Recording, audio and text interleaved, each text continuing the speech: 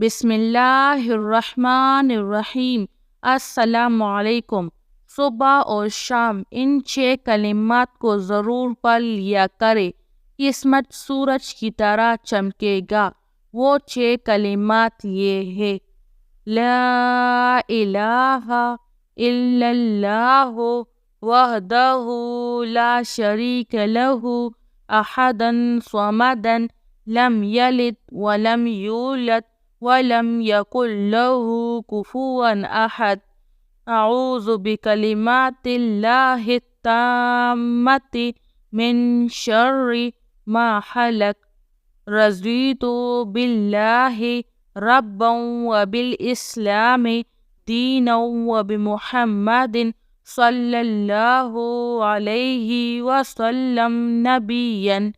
لا الہ الا اللہ الملک الحق المبین محمد رسول اللہ صادق الوعد الامین۔